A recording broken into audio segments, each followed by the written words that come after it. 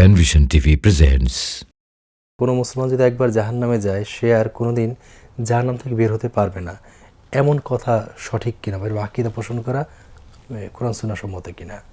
সহিহ হাদিসগুলোতে অনেক হাদিস আছে, জি, শাফাআতের হাদিসগুলো আছে, বুখারীতে অনেকবার আছে, মুসলিমে আছে, যে যারা দুনিয়া থেকে বিদায় হবে শিরক ছাড়া, হয়তো অনেক অপরাধ করেছে, অন্যায় করেছে, শিরক করে নাই, শিরক করে নাই, জি, শিরক করে নাই, যারা শিরক করে নাই তারা একদিন জান্নাতে যাবেই।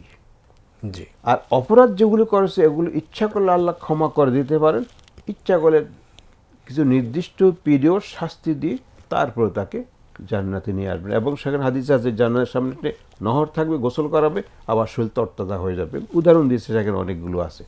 কাজী আহলে সুন্নাহ জামাতের আকীদা হলো যে যারা শিরক ছাড়া দুনিয়া থেকে শিরক করে নাই, শিরক ছাড়া দুনিয়ার বিদায় হবে, সে একদিন জান্নাতে যাবে। এবং রাসূলুল্লাহ সাল্লাল্লাহু আলাইহি ওয়াসাল্লাম এই সমস্ত মুজনিবদের জন্য, অপরাধীদের জন্য সুপারিশ করবেন, এবং সুপারিশ করার পর তারা জান্নাতে যাবে।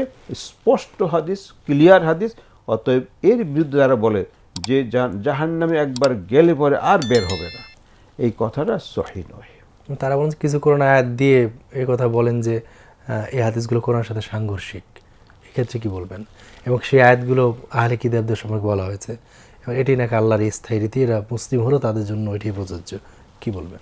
যেহেতু কোরআনের ব্যাখ্যা হলো হাদিস, জি, আর এই কোরআন যার উপরে নাজিল হয়েছে জি, তিনি আমার আপনার চেয়ে অনেক বেশি জানেন, নিঃসন্দেহে, কোনো সন্দেহ নেই। জি। এবং এই কোরআনের ব্যাখ্যা হিসাবে আবার আল্লাহ রাসূল সাল্লাল্লাহু আলাইহি ওয়াসাল্লামকে আল্লাহ হাদিস বা এগুলো ব্যাখ্যা শিখিয়েছেন। জি, সেই স্পষ্ট হাদিস, যে হাদিসের সেহাতের ব্যাপারে, বিশুদ্ধতার ব্যাপারে কারো কোনো দ্বিমত নাই, জি, সেই অসংখ্য হাদিসগুলো প্রমাণ করে যাদের ঈমান নিয়ে যারা দুনিয়া থেকে যাবে, শিরক মুক্ত ঈমান নিয়ে যাবে, তারা জান্নাতে যাবে।